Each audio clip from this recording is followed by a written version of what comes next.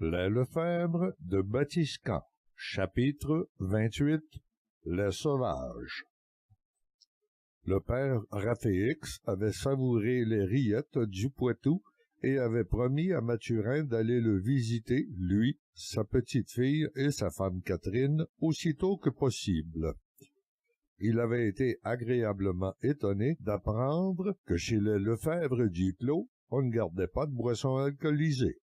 Lorsqu'il quitta la maisonnée, Pierre Lafond d'Imongrin, en serrant la main du jeune colon, lui murmura « Jeune homme, vous vous êtes comporté de maîtresse façon. Si jamais j'ai besoin d'un négociant, je viendrai certainement vous chercher. »« Merci beaucoup, sieur Lafond, mais je connais un autre jeune homme de beaucoup supérieur à moi en esprit et en raisonnement qui vous serait d'une aide plus significative en ce genre de situation. »« Oh oui? Quel est son nom? »« Nicolas Duclos, mon beau-frère. »« Nicolas? » s'étonna Pierre Lafond. « Et vous dites fort en raisonnement? » « C'est l'esprit le plus équilibré que je connaisse pour évaluer en toutes circonstances. Je vous le certifie. »« Le jeune Nicolas? Eh bien, qui aurait cru? Il est vrai que je ne l'ai pas revu depuis quelques années. Merci de l'information, Lefebvre. Je vais aller le rencontrer prochainement, histoire de tester ses aptitudes. Je vous demanderai de ne pas en souffler mot si vous le voulez bien. Ma bouche est une tombe lorsque c'est nécessaire, monsieur. Je vous promets le secret. Merci et à bientôt. » Et ils allèrent rejoindre le groupe cadotte, Duclos et le jésuite qui s'éloignait devant eux. Lorsque François Duclos vit Gabriel mettre la main à sa poche, devinant ce qu'il projetait, il s'approcha et retint son geste, tout en présentant sa main droite pour serrer celle du prélat et un dernier au revoir. Gabriel comprit qu'il ne fallait jamais encourir de dépenses inutiles. Mongrain et le procureur partis, les trois hommes se réunirent dans la cabane de pieux où Gabriel commençait à travailler ses peaux. Cadotte et Gabriel ne cessaient de dire combien ils étaient satisfaits de la tournure des événements au sujet de leurs sensives. François Duclos, quant à lui, leur répétait avec insistance pour qu'ils en soient bien convaincus que le frontage, c'est toujours à l'avant et que le reste, c'est un derrière, disait-il en se claquant sur les cuisses, riant aux éclats. « cette fille à moi, c'est tout un numéro. Avoir su, Gabriel, ça t'aurait coûté beaucoup pour pouvoir en faire ta femme, » ajouta-t-il. « Croyez-vous que sa vivacité d'esprit et son aplomb ne servent que de temps à autre, le beau-père? J'y goûte personnellement à tous les jours, » répliqua le jeune homme. Après avoir fini le travail, Cadotte fit part de la raison qui l'avait amené chez Gabriel. « Je pensais qu'il était temps de transporter ton équipement à notre poste de traite. J'ai vidé l'endroit de tout ce qui s'y rapporte pas, et nous pourrions commencer à installer les articles à vue de nos futurs clients sauvages, dit-il. « Excellente idée, Cadotte, » répondit François Duclos. « Chargeons le traîneau de Gabriel et allons organiser ça. Demain, j'apporte mon équipement que nous installerons également. » Le lendemain après-midi, les étalages du poste de traite étaient complétés. Tout était prêt pour commencer le troc contre des fourrures. 2 bonnes piles de couvertures de laine attiraient le regard en entrant. Duclos les informa que Joseph avait répandu la nouvelle chez les Algonquins du nouveau poste de traite tenu par celui qui parle au maître de la vie. « C'est aussi ce que j'ai raconté à ceux qui sont venus chez moi il y a quelque temps, » dit Mathurin. On pouvait s'attendre à beaucoup d'achalandage. La semaine suivante, on commença à voir apparaître des Indiens tête de boule avant même la fonte de la glace sur la rivière. Ils étaient curieux de voir cet homme qui parlait au maître de la vie. Gabriel devait porter constamment sa veste à wampum que les sauvages considéraient avec beaucoup de respect. Par contre, à tout moment, il demandait à être payé en eau-de-vie, ce que Mathurin et Gabriel refusaient. Quelques semaines plus tard, la rivière étant devenue navigable, une flotte de 8 canots algonquins accosta sur la grève devant le poste de traite. Les canots étaient chargés de peaux de castor que les 16 Indiens venaient troquer. Une fois les transactions terminées, l'un des guerriers exigea de l'eau-de-vie. Lorsque Gabriel la lui refusa, il devint menaçant et commença sa harangue. « Homme blanc, dire parler au maître de la vie et plaider autant pour Indiens que pour Blancs, mais il refuse de nous donner la boisson qui nous permet d'entrer en contact avec les esprits. Cet homme blanc n'est que mauvaise médecine !» s'écria-t-il. Gabriel demanda à voix basse à Mathurin d'aller à la maison vider un gobelet de sirop d'érable dans une demi-cruche de vin et la lui apporter rapidement. Cadotte, intrigué, partit tout de même chercher la cruche. Revenant aussitôt, il vit Gabriel, bras croisés à la manière de Joseph, debout, sermonnant le sauvage qu'il avait fait asseoir sur la paille du plancher devant lui. Seul le guerrier qui avait verbalisé son désaccord était encore debout près de la porte de sortie. « Je vais vous démontrer qu'on n'entre pas en communication avec l'esprit du maître de la vie au moyen de l'eau de feu, » disait Gabriel. « Apporte ici ton meilleur chien, que tu traînes toujours avec toi, même dans ton canot, » ordonna-t-il au guerrier toujours en colère. « C'est lui qui te fournira la réponse, » ajouta-t-il. Le sauvage donna un coup de pied à son chien et lui indiqua d'aller rejoindre l'homme blanc.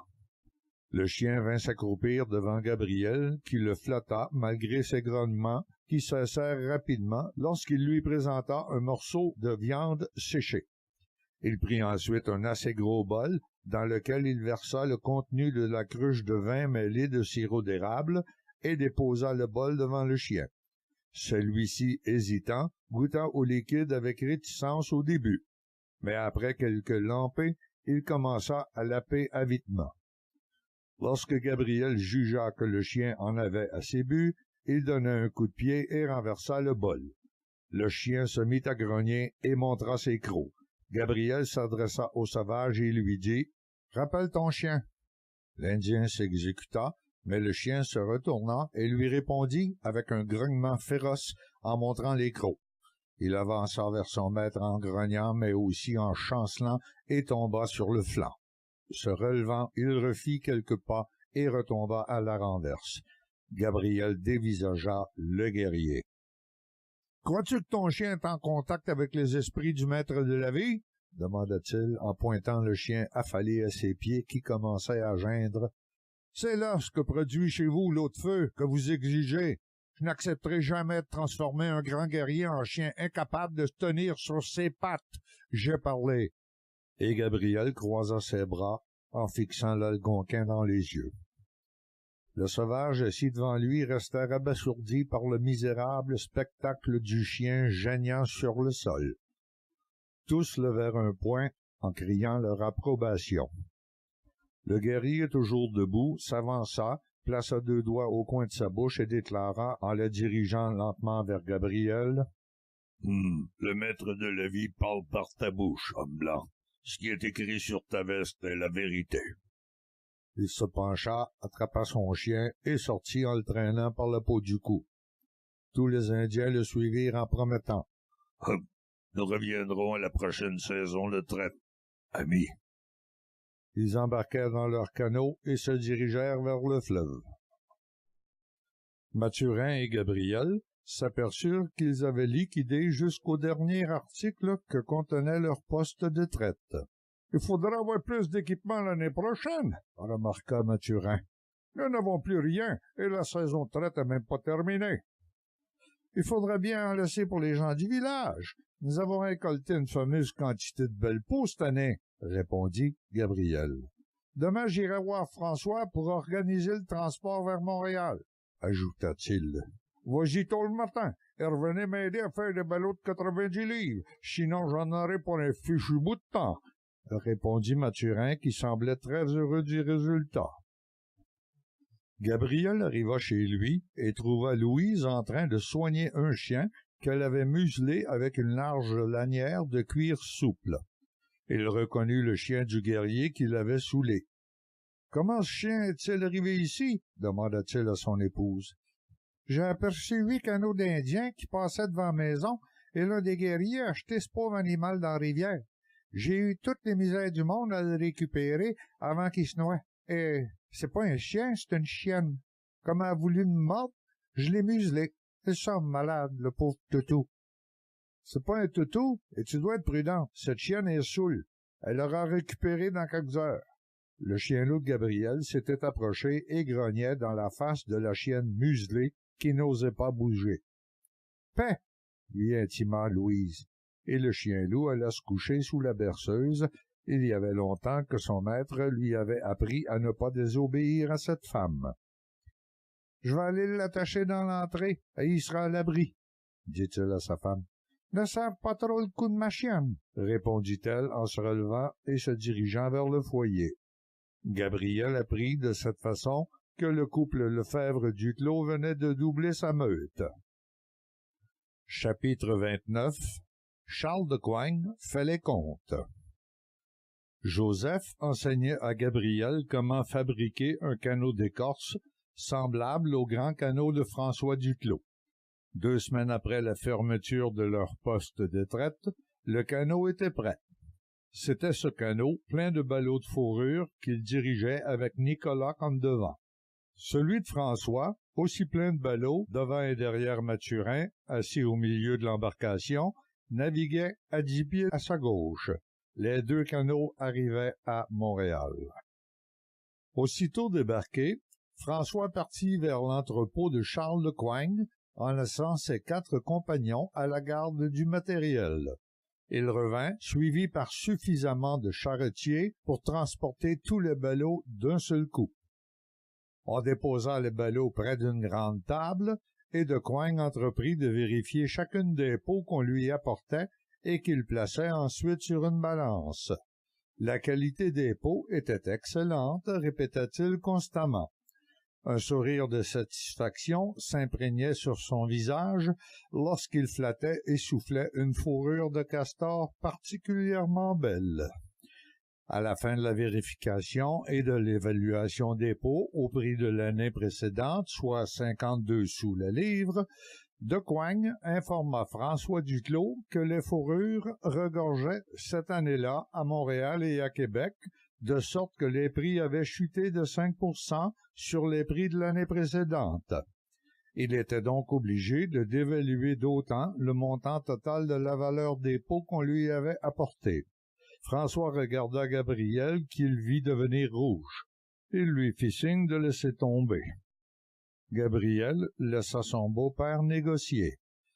De Coigne enleva ensuite le 40% qui lui revenait sur le lot et demanda ce que François voulait en échange du montant dû. « Je n'ai pas besoin de rien pour l'instant. Je veux que tu me payes en livres, et surtout pas en monnaie de carte. »« En livres? » s'exclama de Coigne. « Mais t'en as pour 2480 livres. C'est en effet ce que t'as compté toi-même, » lui fit-il remarquer. « Mais alors tu veux vider mes coffres, » dit-il en souriant comme s'il avait sucé un citron. « Ne me dis pas que tu peux pas me payer en livres et que je vais t'obliger de rattacher tous ces ballots. T'es pas sérieux, Charles, » s'exclama François, présentant des yeux étonnés. « Non, non, François, je peux te payer, mais es-tu certain que ta femme et la selle de Chiolata, ils n'ont pas besoin de rien à maison? »« Ma femme a besoin de rien, j'en suis certain. Père tienne, Gabriel, » dit-il en se tournant vers son gendre. « La mienne m'a bien averti de ne rien dépenser du résultat de la traite, » répondit-il. « Et pour vous, mon cher cadotte? » demanda de Coigne plein d'espoir. « Non, merci, » répondit celui-ci très sèchement. Il se maîtrisait à peine, même si Gabriel lui serrait le bras. « Bon, dans ce cas-là, suivez-moi dans l'arrière-boutique. » On divisa la somme en 3 piles de 826 livres, et François demanda à de Coigne de leur vendre 3 bourses de cuir pour transporter l'argent, en lui laissant magnanimement la différence qui restait de la dernière livre. Sur ce, chacun ramassa son sac et quittèrent de Coigne sur une poignée de main. « Il nous a roulé d'au moins 200 livres, » rageait Mathurin en s'éloignant de l'entrepôt. « Nous ne pouvions rien y faire vraiment, Mathurin. Par contre, il a perdu 3 clients, » répondit François Duclos. « Si vous êtes d'accord, nous allons garder chacun 500 livres de côté pour payer comptant les articles que nous acheterons l'automne prochain. Préparez-vous à faire un voyage à Albany. Je vous garantis que même à l'achat, nous récupérons le petit 200 livres que Saradin nous a soutiré aujourd'hui. Les prix à Albany sont plus de 50% moins élevés qu'à Montréal et les produits sont de meilleure qualité. De plus, d'après mes informations, les pots à Albany y sont achetés à 10 francs le livre au lieu de 52 sous. Moi, je suis d'accord, dit Cadotte. D'ailleurs, il est vrai que j'ai pas beaucoup à acheter pour amener à la maison. L'idée me paraît excellente à moi également. Allons chez le marchand qui m'a fourni mes articles de cuisine. Je vais aller voir si je pourrais pas trouver quelque chose pour Louise. Ensuite, nous irons tous les 5 déguster un bon repas à l'auberge préférée de mon beau-père, suggéra Gabriel. Les autres acceptèrent tout de suite. Gabriel acheta une dizaine de verges de différents tissus avec des rubans colorés. Il acheta également une autre série de rubans qu'il remit dans les mains de Joseph pour sa femme, en son nom. Il demanda à son ami Algonquin de choisir ce qu'il croyait nécessiter. Celui-ci s'appropria d'un couteau de chasse d'excellente qualité et d'une chaudière en métal pour sa femme. Voyant Nicolas regarder le couteau de chasse avec admiration, il en attrapa un deuxième avec un bel étui de cuir et le lui donna. « C'est mon cadeau à mon meilleur beau-frère, » dit Gabriel. Nicolas ne savait quoi répondre. Gabriel lui sourit et s'occupa de la note. Le marchand, l'ayant reconnu, lui confia « Je vous enlève votre 10% et je vous prie de ne pas oublier d'en faire part à votre jeune épouse, cher ami. J'espère qu'elle pourra vous accompagner la prochaine fois. » Gabriel le remercia, mais lui proposa « Est-ce que ce chapeau à large bord avec la plume blanche que je vois là serait couverte par votre 10%? » « Certainement, » répondit le marchand en lui tendant le chapeau. Il venait d'y gagner un peu. « Merci beaucoup, » fut la réponse de Gabriel, qui se retourna et mit le chapeau sur la tête de Nicolas. « Voilà, » dit-il, « comment un homme important doit être coiffé. » En plaçant le chapeau un peu incliné vers la gauche pour que la plume se dresse encore plus haute. « Mon beau-frère sera le cavalier le plus chic de Batiscan, et il le mérite bien, » ajouta-t-il. Nicolas demeura bouche bée une deuxième fois. Gabriel passa son bras autour de ses épaules et l'entraîna vers l'extérieur, suivi de Joseph qui, semblait-il, retenait un sourire difficilement. Le marchand s'occupa ensuite de Mathurin, suivi de François, qui tous deux avaient suivi l'exemple de Gabriel et acheté des verges de tissu pour leurs épouses respectives. Avec leur paquet sous le bras, la quinquette se dirigea vers l'auberge où le vainqueur de la tour fut rapidement reconnu et accueilli avec toutes les marques d'appréciation qu'on pouvait imaginer. Il semblait que le géant, Caporal Latour, était devenu un modèle de citoyen de la ville de Montréal. À 2 heures de l'après-midi, ils rembarquèrent dans leur canot. « C'est bien la première fois de ma vie que je quitte Montréal avec pratiquement tout l'argent que j'ai gagné à la traite de fourrure !» s'exclama Mathurin en éclatant d'un rire joyeux, tout en prenant sa place au milieu du canot de François Duclos. Après 5 heures de pagaie en descendant le courant du fleuve, on campa sur l'île Marie, en face de Verchères. En ce mois d'avril 1689, on ne risquait pas de rencontrer d'Iroquois, puisqu'une trêve avait été conclue en attendant le retour des Iroquois envoyés enchaînés sur les galères du roi par Denonville en août 87. Personne au Canada ne savait que la France avait déclaré la guerre à la Hollande en novembre 1688 et l'Allemagne avait déclaré la guerre à la France en décembre de la même année. L'Angleterre déclarerait la guerre à la France le 17 mai 1689 et le 5 août suivant, les Iroquois massacreraient les habitants de la Chine sous la pression des Anglais de la Nouvelle-Angleterre. Chapitre 30. Retour à la maison. Gabriel avait quitté le Duclos presque aussitôt arrivé, parce qu'il avait hâte de voir comment Louise s'était débrouillée durant son absence. Il lui avait bien déjà acheté un bon fusil pour se protéger, mais il s'inquiétait tout de même un peu. Mathurin avait transbordé le canot, puisque Gabriel ramenait son embarcation chez lui. Après avoir salué sa belle famille, il s'était mis à pégayer énergiquement. Accostant devant la maison, aucun mouvement ne pouvait être décelé dans les environs.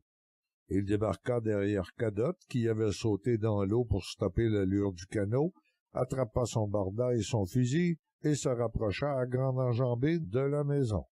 Il remarqua tout de suite une importante surface de terrain à droite de la maison, où la terre avait été retournée pour faire un jardin. Le sillon était même tracé.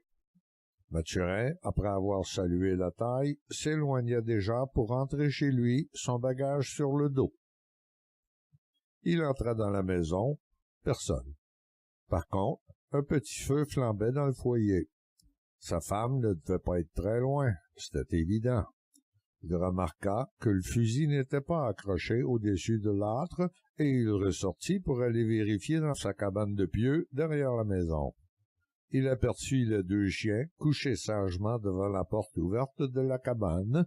Aucun des 2 chiens ne daigna se lever à son approche. Son propre chien loup, cependant, lui fit la grâce de le saluer d'un fouettement de queue. Arrivant dans l'ouverture, il vit Louise affairée à suspendre des lanières de tissu qui lui semblaient être en laine et qu'elle laissait pendre jusqu'à une tablette. Le bout des lanières se repliait sur une couche de paille. Comme il bloquait la lumière de la cabane, la femme mit la main sur le fusil appuyé près d'elle et se retourna. « Mon Gaby !» s'écria-t-elle en déposant en larmes. « T'es revenu !» Et elle s'élança vers lui pour sauter dans ses bras comme à son habitude. Levant une main, Gabriel s'exclama « Arrête, ne saute pas, le bébé !» Et sa femme ralentit et vint se suspendre à son cou pour l'embrasser. « Qu'est-ce que tu fabriques ?» lui demanda-t-il après les effusions. « Viens, je vais te montrer. » Gabriel s'approcha et aperçut distribué sur la paille une 15aine d'œufs qui étaient recouverts par le bout des lanières tricotées en laine. « C'est quoi ce machin encore? » interrogea-t-il d'un air surpris. « C'est ma couveuse, » lui répondit avec fierté la jeune femme. « Ma mère a accepté de me donner 15 œufs pour mon expérience. Je suis certaine de pouvoir faire éclore une grande partie de ces œufs et nous aurons notre poulailler. L'an prochain, nous mangerons probablement du chapon. Es-tu content? »« Vraiment, ma chérie, tu cesseras jamais de m'étonner, » répondit-il en l'enlaçant pour l'embrasser encore une fois. Mais tout juste comme la réponse de sa belle Louise commençait à lui faire tourner la tête, elle se dégagea en ajoutant « Mais c'est pas tout. Je lui ai emprunté des graines de semences en promettant de lui remettre à l'automne et j'ai ensemencé notre jardin que tu as certainement vu en arrivant. »« Le jardin est déjà ensemencé? » fit-il étonné. « Mais tu travailles encore plus que ton frère Nicolas, » ajouta-t-il incrédule. « C'est pas grave, du moment que toi tu travailles autant que lui. Tu dois clôturer le jardin rapidement, » répondit-elle. « Et cette clôture doit être hermétique. Je te conseille d'aller te couper un grand nombre de fardoches et de gaules pour tresser ta clôture. » Elle retourna vérifier si ses œufs étaient tous bien recouverts, ramassa le fusil et sortit en se claquant une cuisse qui fit relever les 2 chiens en boitant ses pas. Gabriel fut rassuré de voir que son chien portait toujours sa queue sur le dos. Il suivit l'exemple et enfila derrière les chiens et la maîtresse de sa maison, qui venait de concrétiser sa mainmise sur tout et tous. La famille Lefebvre d'Hugelot devenait ce jour-là une vraie famille canadienne. À son entrée dans la maison, sa femme rayonnait de plaisir en déroulant les verges des différents tissus qu'il avait achetés à Montréal. Il la rassura en lui transmettant les saluts du marchand, spécifiant qu'il lui avait bien donné son 10%. Elle fut toute heureuse d'apprendre que cette économie avait servi à acheter un chapeau à plumes pour son frère Nicolas. Durant le repas, il l'informa des différents cadeaux qu'il avait faits à Joseph, et Louise en était aussi heureuse que pour les tissus qu'elle avait elle-même reçus. Il lui remit le pactole qu'il avait gagné avec la traite, qu'elle compta et déposa dans le coffre métallique de la cachette. Le trésor s'enrichissait de 730 livres. C'était l'équivalent de 3 ans de travail pour un engagé voyageur. Il lui confia également la décision d'investir 500 livres dans l'achat du matériel de traite à l'automne que les 3 associés iraient chercher à Albany. Elle approuva tout à fait le projet. Elle fut toute fière d'apprendre à Gabriel que son frère Nicolas allait travailler dorénavant avec le procureur fiscal des Jésuites Pierre Lafont dit Mongrain. Il était venu chez sa mère pour le chercher pendant qu'il était avec lui à Montréal. Mongrain avait laissé le message de le voir à son retour. Sa berceuse s'avérait être un endroit de relaxation seulement pour environ 50% des fois qu'il l'utilisait, ce dont il ne se plaignait aucunement. Le 3e jour, il aperçut François et Nicolas Duclos arriver par le bois au lieu d'en canot par la rivière. La raison était assez simple, l'un tirait une chèvre et l'autre un bouc, chacun au bout d'une laisse. « Tiens, beau-frère, voici mon cadeau pour les bons mots donnés à Mongrain. J'ai maintenant un emploi comme écrivain du procureur grâce à toi. » « Mais c'est beaucoup trop, Nicolas. Je ne lui ai soufflé que mon opinion. C'est bien ce qu'il m'a dit, mais il m'a avoué que c'est également ce qui avait arrêté sa décision. Alors accepte mon cadeau et tais-toi, dit-il en souriant. Ah oui, je lui ai également remis la lettre à envoyer à tes parents que tu m'avais confiée. Il m'a assuré qu'elle partirait par le prochain bateau. Gabriel attrapa son beau-frère dans ses bras dans une accolade énergique. « Bon, les jeunes, on fait quoi de ces bestioles? » demanda le père François. Louise, ayant entendu les voix de son frère et de son père, était sortie et courait au-devant d'eux. « Une chèvre et un bouc! » s'exclama-t-elle. « Nous allons avoir du lait et je pourrai faire des fromages. C'est magnifique! Gabriel, réserve-moi la panse du prochain chevreuil que t'abattras. » Attrapant la laisse de la chèvre, elle ajouta. « Viens, papa, nous allons le porter près de la cabane de pieux. Gabi, il faut construire un enclos et un abri conjoints à la cabane, le plus tôt possible. »« Mon frère, dit Nicolas, comme tu sais très bien ce que je veux dire le plus tôt possible, allons chercher les haches pour aller nous couper des piquettes et des perches. » Au souper, les Caprinés occupaient leur enclos et leur abri. Le lendemain, Gabriel installait sa nasse à anguilles dans le courant de la rivière et en fabriquait une deuxième qu'il s'empressa d'installer également. Le reste de l'après-midi fut consacré à arracher le foin couché par la neige l'année auparavant dans la prairie avec une bêche sur une assez grande surface. Gabriel avait l'intention d'y ensemencer du blé froment le plus vite possible. L'herbe du reste de la prairie subviendrait aux besoins hivernales de la chèvre et du bouc.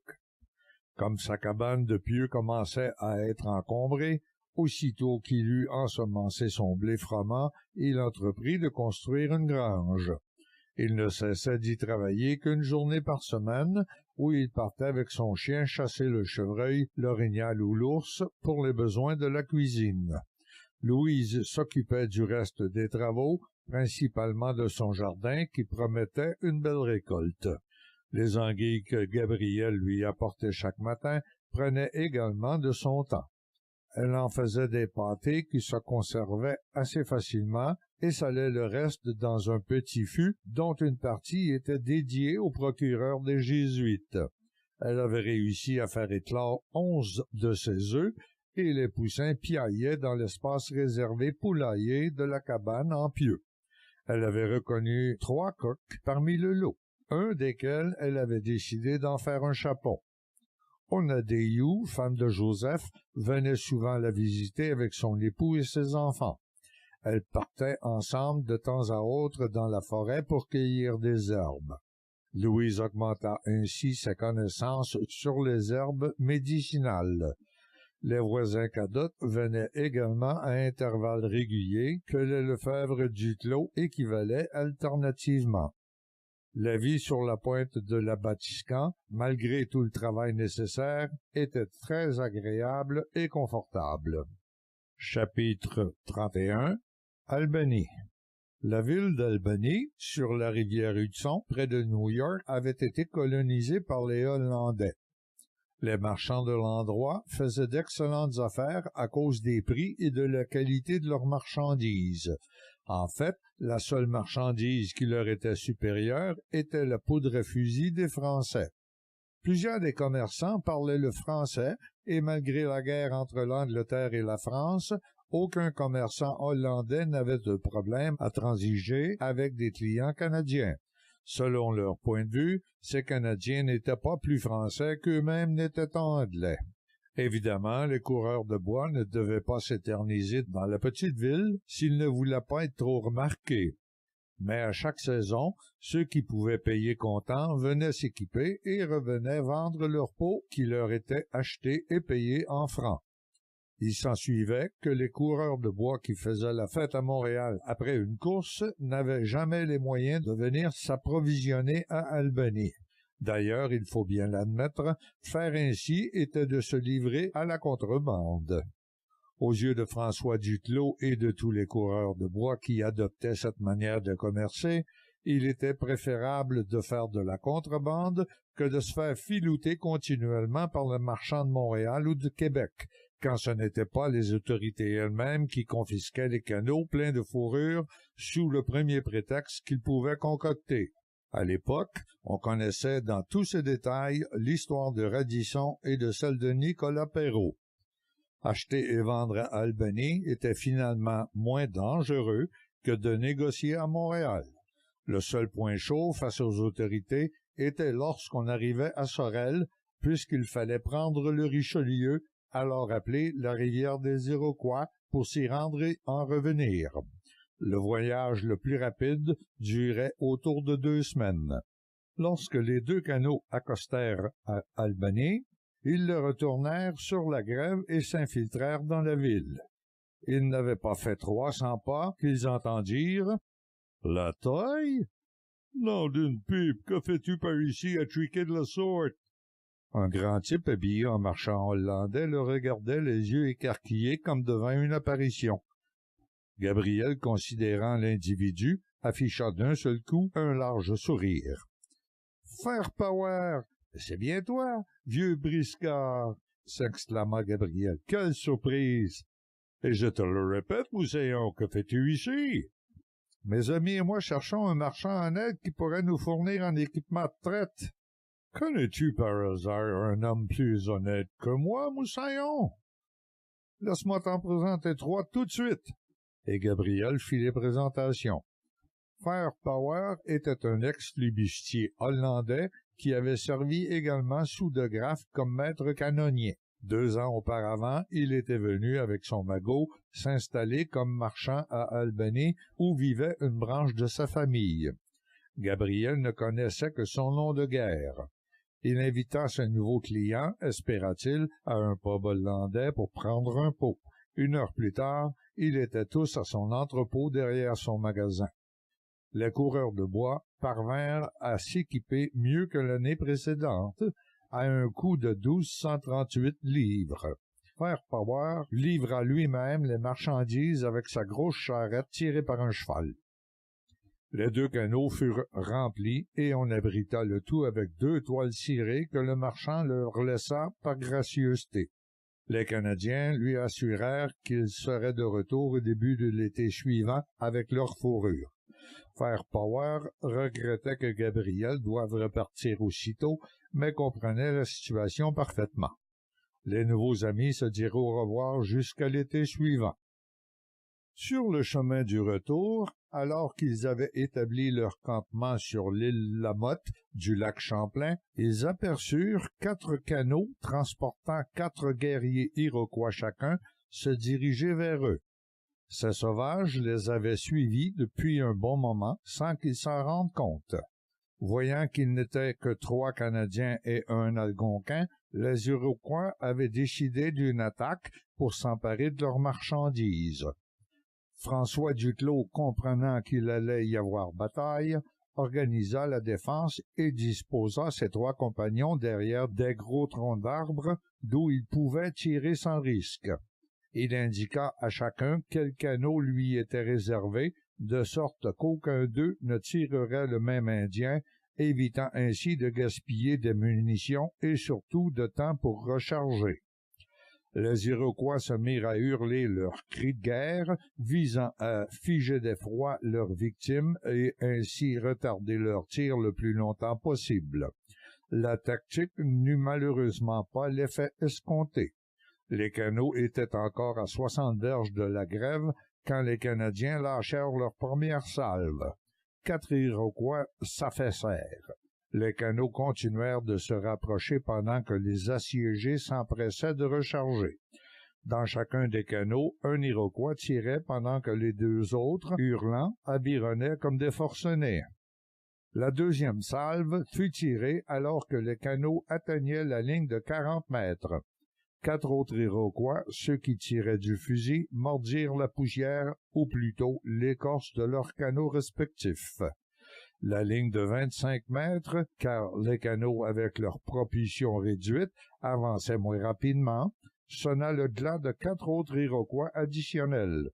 Il ne restait plus qu'un seul Iroquois par canot, et aucun n'était un gouvernail.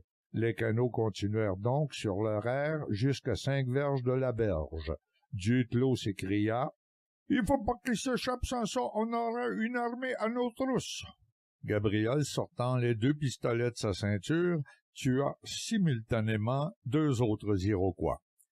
Joseph sauta dans l'eau et, en courant vers un canot, lança son tomahawk.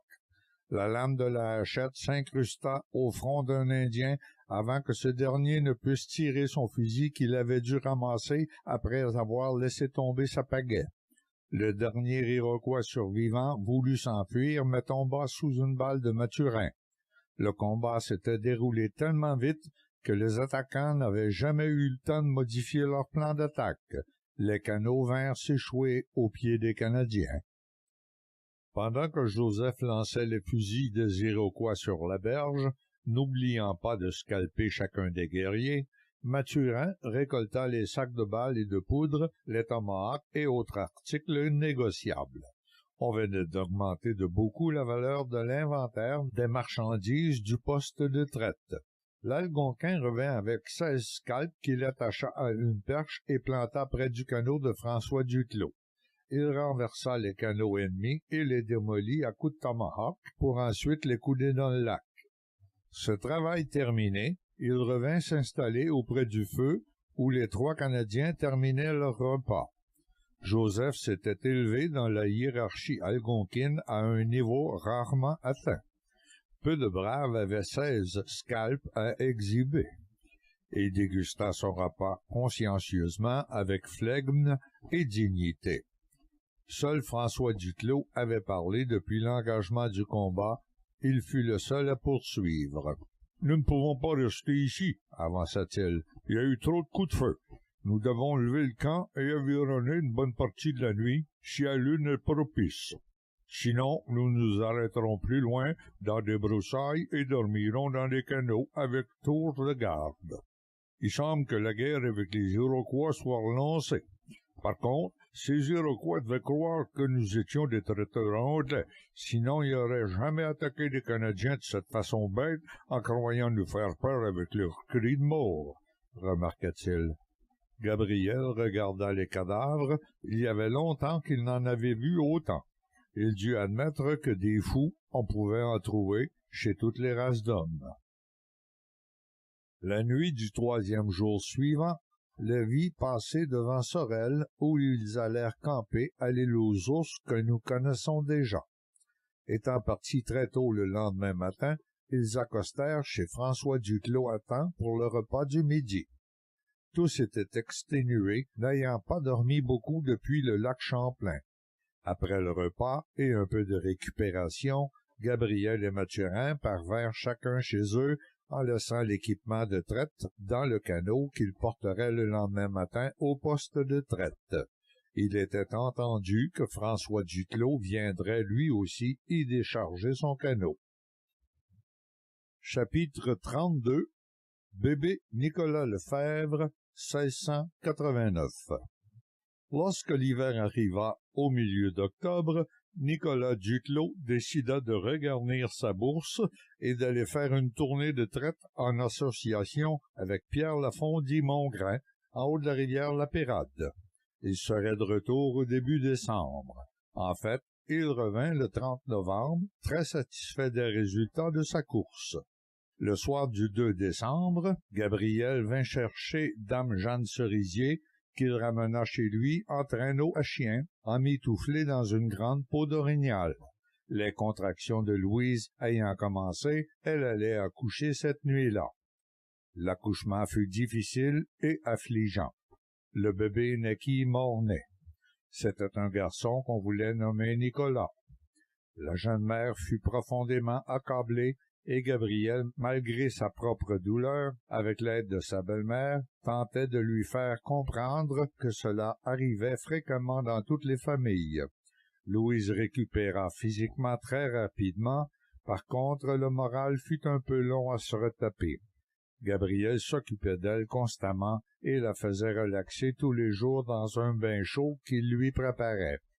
Elle passait le reste du temps au lit, ce qui permettait à Gabriel de s'occuper des animaux, récupérer les œufs du poulailler et autres corvées. Quand, à la 4e journée, elle redevint elle-même d'un seul coup.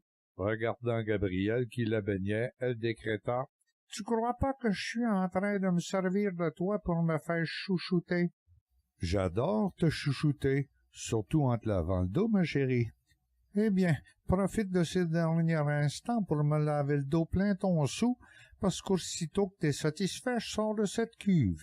Allez, embrasse-moi et achète tes tripotages, dit-elle en lui caressant le visage de sa main. J'ai de la besogne devant moi. En sortant de la baignoire, elle ajouta « Vide-moi ça au plus vite et remets-le à sa place sous le lit pendant que je m'habille. J'ai besoin de tout l'espace dans la maison pour remettre de l'ordre. » Louise était revenue à sa normale. L'épreuve était assumée et acceptée. Le lendemain, Gabriel eut un nouveau mets pour le déjeuner. Louise, se basant sur la recette des rillettes, avait concocté un nouveau plan pour le petit déjeuner. Elle l'appelait des crotons. Gabriel trouva cela délicieux avec des tranches de pain rôti sur le feu. Durant le mois de novembre, Gabriel et Mathurin s'étaient acquittés du cens et de la rente de leurs terres directement au père Raphaëx, puisque Pierre Lafond était en course dans les pays d'en haut. Ils invitèrent le jésuite à les visiter pour le temps des fêtes. Mathurin voulait qu'il profite de l'occasion pour baptiser sa fille Marie-Louise. Le missionnaire ne put se libérer et délégua un autre missionnaire qui se présenta le 16 décembre.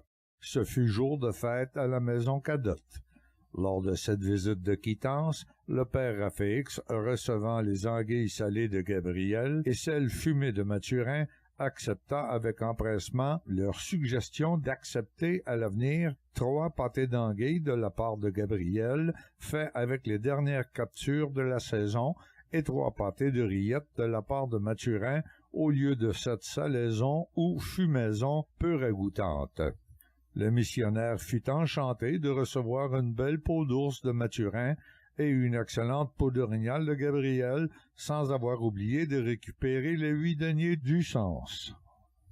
Le temps des fêtes de cette fin d'année 1689 fut joyeux et animé autant pour la famille Cadotte que pour la famille Lefebvre-Duclos. Aucune réception ne manquait d'impliquer les 2 familles, de sorte que les chiens loups de Gabriel eurent quasiment tous les jours du mois de décembre des courses de traîneau pour les tenir en forme. L'Algonquin, ami de tout ce groupe, était toujours présent avec sa femme et ses 2 enfants.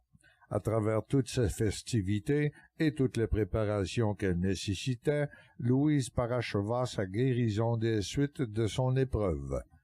Gabriel n'avait pas délaissé pour autant sa ligne de trappe et avait amélioré la quantité du genre de piège qu'elle composait, de sorte qu'au mois de février, sa cabane de pieux regorgeait de pots de toutes sortes, accrochés partout au plafond. En novembre 1687, Elizabeth Daisy, dit Monplaisir, avait convolé en juste noces avec l'ami de Gabriel, Jacques-François Hamelin de Bourchemin et de l'Hermitière. En 1690, ce dernier avait toujours son caractère soupe au lait qu'avait eu l'occasion de constater Gabriel à son arrivée à Québec en 88.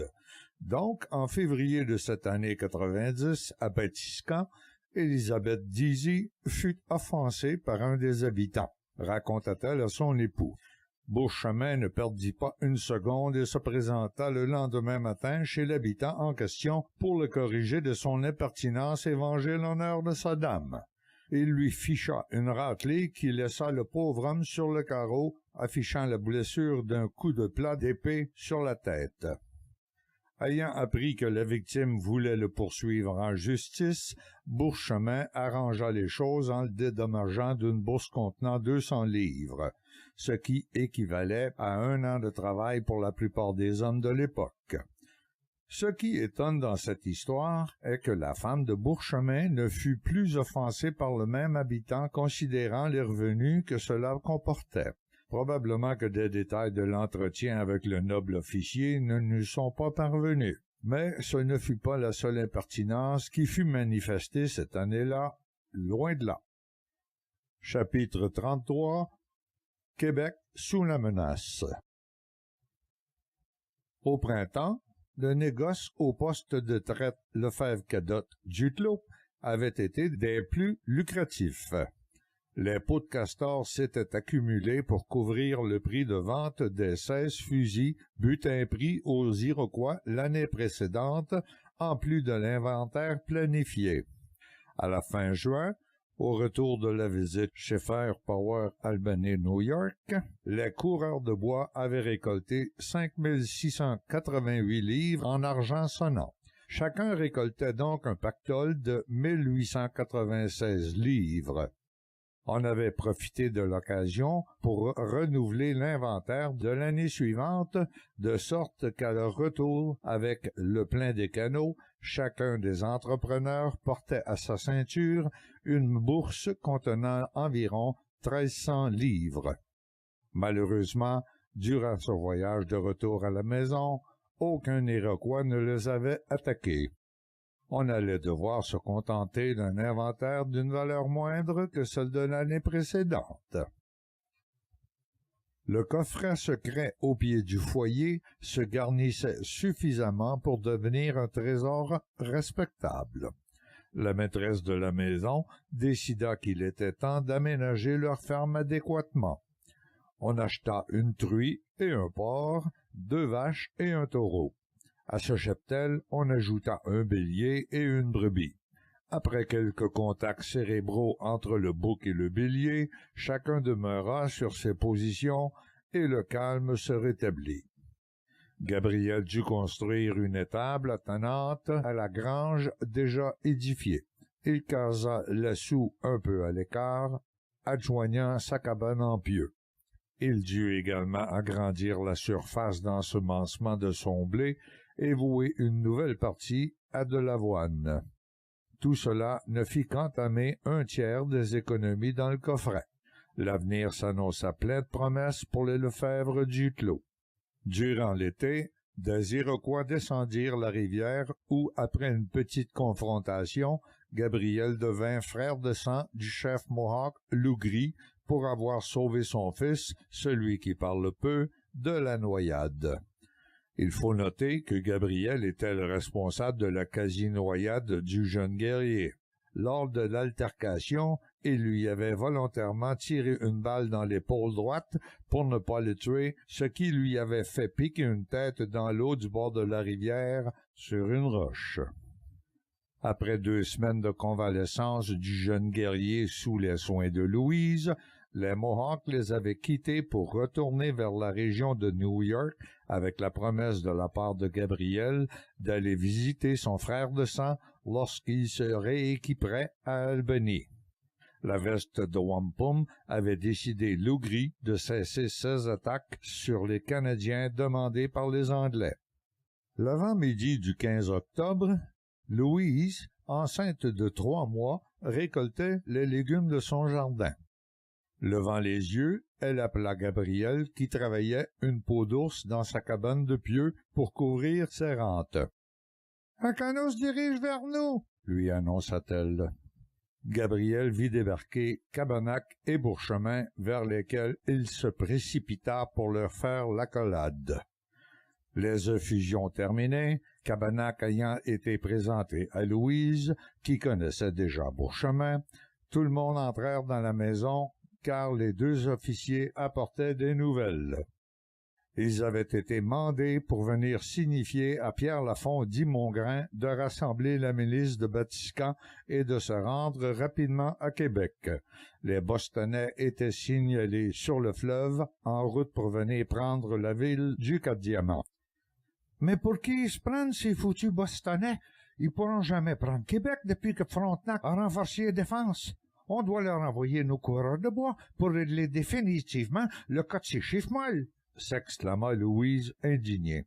« C'est exactement l'intention de Frontenac, qui, arrivé hier à Québec, nous envoyait ici, » confirma Cabanac. « Frontenac demande Gabriel? » s'étonna-t-elle. « Le gouverneur réclame tous les Canadiens, » ajouta Bourchemin, « surtout ceux qui ont l'expérience du combat. » Louise regarda son homme qui se leva et prit un seau d'eau pour se laver le torse. La jeune femme sortit le pantalon du mariage, la veste à wampum, le chapeau à plumes rouges et les bottes de cavalier en daim brossé qu'elle plaça sur le lit pour son mari. « Si le gouverneur Frontenac te demande, mon ami, il te faut être présentable. » Elle prit les deux pistolets et décrocha la rapière pour venir les déposer sur la table.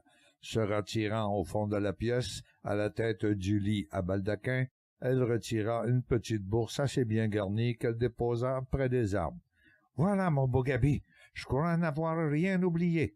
N'oublie pas ton fusil près de la porte, boute-moi ces cornichons hors de notre pays et reviens-moi rapidement sans une égratignure. » C'est de cette façon que Gabriel Lefebvre, dit la taille, après l'avoir embrassé, fut dépêché par Louise Duclos, sa femme, aux chausses du major-général William Phipps de Boston, qui avait l'impertinence de penser pouvoir attaquer la capitale du Canada à la tête de 32 navires et un peu plus de 2000 miliciens du Massachusetts.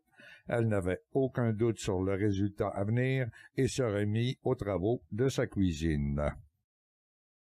Arrivé à Québec, François de Cabanac dit à Gabriel, « Nous devons nous rapporter au gouverneur.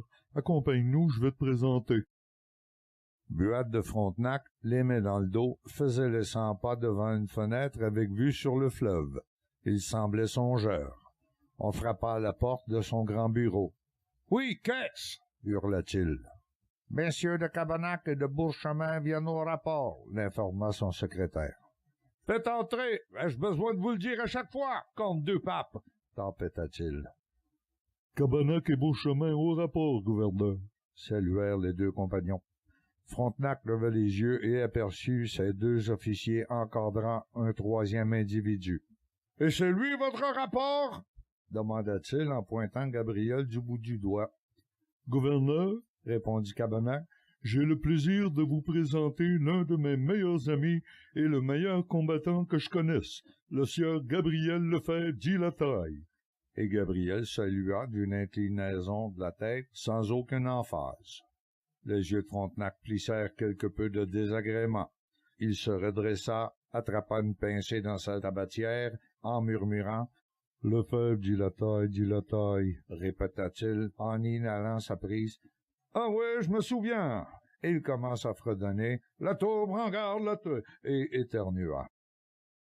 Gabriel jeta un coup d'œil à Bourchemin qui le regardait en souriant. « Vous seriez ce cavalier dont on a parlé de Montréal jusqu'à Québec l'an dernier, monsieur? »« Votre seigneurie m'honore en mentionnant ce détail insignifiant, gouverneur, » lui répondit Gabriel en le saluant à la manière de la cour. L'intonation de Gabriel justifiait la virgule là où je l'ai placée et non avant. Il est important de le mentionner. Un sourire s'afficha sur les lèvres du noble gouverneur. « Voilà, à la bonne heure, j'aime mieux ça, » dit-il. « Et vous êtes de quelle région de France, mon ami? »« D'Île-de-France, Paris, » répondit Gabriel.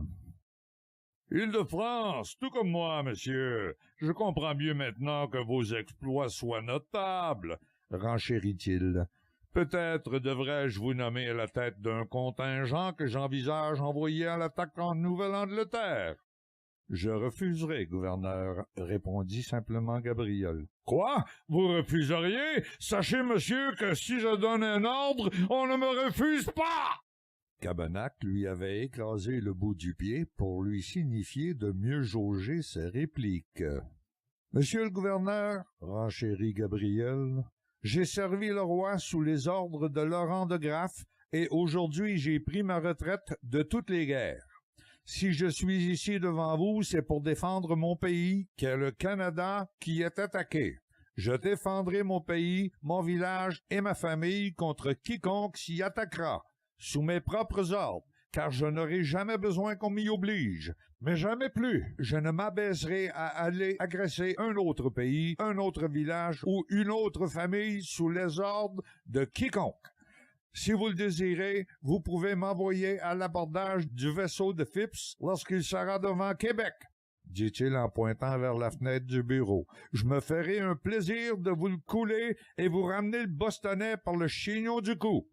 Mais ne me demandez pas d'aller le chercher à New York, je n'irai pas. Lorsqu'on m'attaque, monsieur, je réponds par la pointe de ma rapière. Si on ne m'attaque pas, elle reste au fourreau.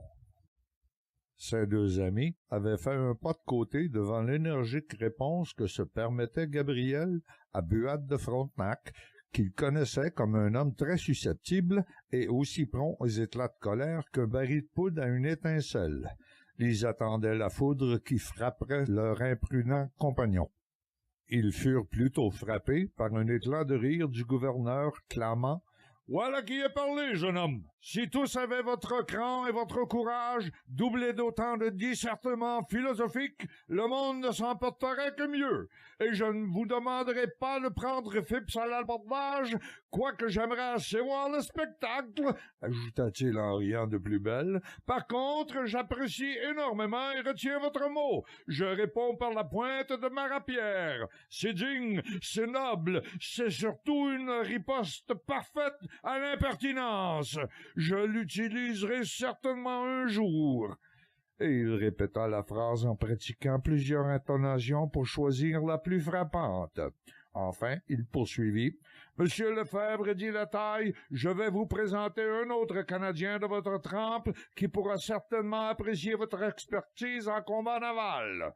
Monsieur de Beauchemin, si vous voulez bien l'équérir Jacques Lemoine de Sainte-Hélène, j'aimerais faire moi-même les présentations. » Sainte-Hélène se présenta dans le bureau 10 minutes plus tard. C'était un jeune homme de 31 ans, l'œil clair, le teint besonné et le port altier. Il portait une solide rapière comme tout officier canadien, mais on voyait tout de suite à sa veste de daim, ses mocassins et ses 2 couteaux de chasse qu'il était un coureur de bois.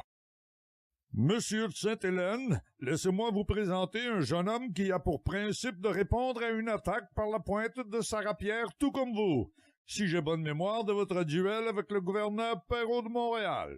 Il a également l'expérience du combat naval, ayant servi sous de Graff dans les Antilles, ce qui laisserait entendre que, tout comme vous, encore une fois, il est capable de répondre aux attaques par la bouche de canon.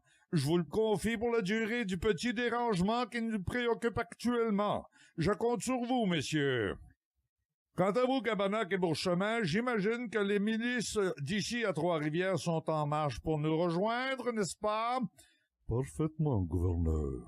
Excellent. Messieurs, vous pouvez disposer jusqu'à l'arrivée des navires de notre visiteur impromptu. Vous êtes libres. Et Frontenac ramassa une plume sur son bureau pour prendre quelques notes. On entendait murmurer, répondre par la pointe, par la bouche. Le secrétaire venait de fermer la porte du bureau sur les 4 visiteurs du gouverneur.